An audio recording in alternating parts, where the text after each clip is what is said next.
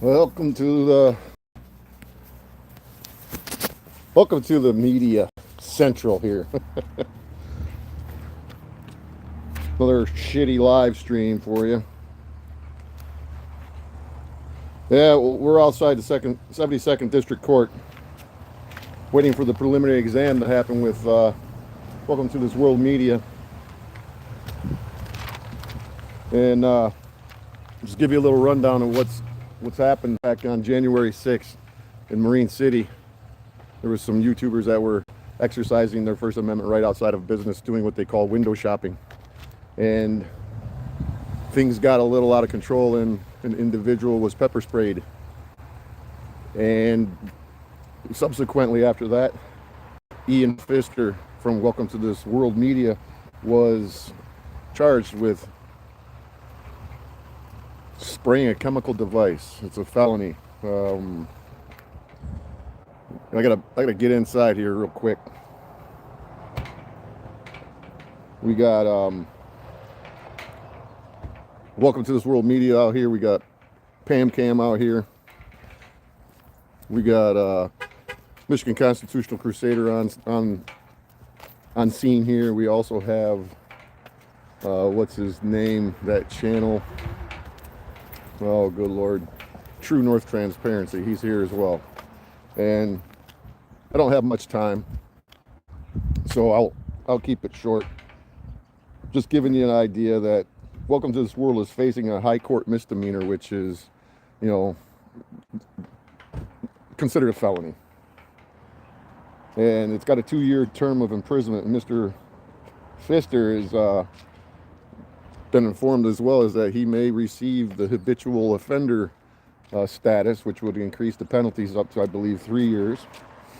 And that's because he's got a pretty checkered past from his criminal history. He hasn't had any encounters with law enforcement in the last 15 something plus years or whatever. But he's had many of his convictions were through guilty pleas, and I would call them property crimes. Basically stealing. He does have a conviction for contributing to the delinquency of a minor. He served a few stints in the county jails for his endeavors. He's got a pretty decent sized channel for what he's doing out here. He's got a little over 22,000 subs. He's got like 566 videos, and the most of his videos are confrontational content. He's like agitating. I would consider agitating, harassing, and annoying people in the public with his endless encounters. Some of these become quite aggressive, and that could be on either side of the camera. They can say that they're exercising their First Amendment right, but it's harmful content. Most people don't want to be filmed, especially outside of dispensaries or while they're having dinner with their family. And so he's got, like I said, 566 videos, and the majority of his content are, pretty much the same thing over and over again. It's content that's just, trying to get a click, a like, a view. And somebody mentioned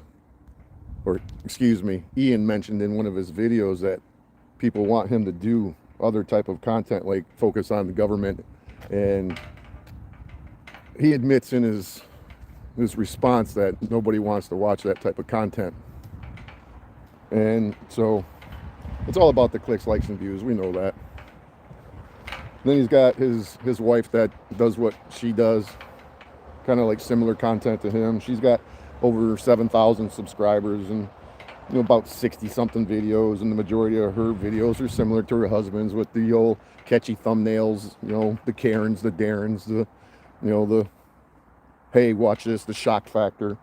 And then, it is what it is. These guys are going to continue to do what they do until somebody out here gets hurt, or they hurt somebody. The society is pretty volatile right now, but whatever. These guys aren't the only ones that are out here doing this type of content. It seems to be the new thing to get clicks, likes, and views. You got you know, the originators, you know, I hate to say it, but MCC, Michigan Constitutional Crusader, say that 3 times real fast. His cohort, frickin' media, he was, I think, probably one of the innovators of pepper spraying people. You know, maybe not, I could be wrong. I don't really, you know, pay attention to all of these videos because there's too many to pay attention to. But lately there's been a couple of pretty egregious pepper spraying incidents conducted by Liberty Troll and Amagansett Press. And all you got to do is go on YouTube and type in YouTubers pepper spraying people, and there'll be an endless stream of them. It just never ends. So, you know, it's a little chilly out here. Not too bad compared to what it was last time. So I'm going to get inside here and get ready to record this preliminary exam. I don't see the victim here yet.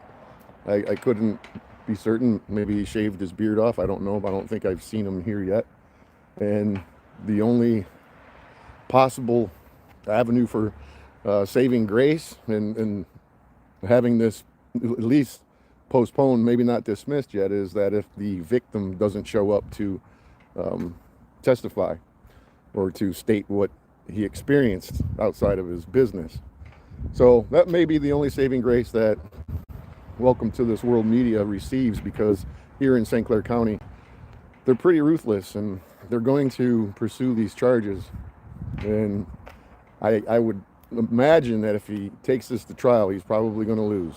But I'm not an expert. I'm just a guy with a camera standing out here freezing my little digits off. So until this is over with, this is your update, your report, and we'll see what's up. We'll see how it goes. I can't live stream from in the court, but I can record it and then I'll upload it later. So until I come back out, you guys be patient, and we could say hi to them guys over there sitting in their vehicles waiting. So peace out until it happens.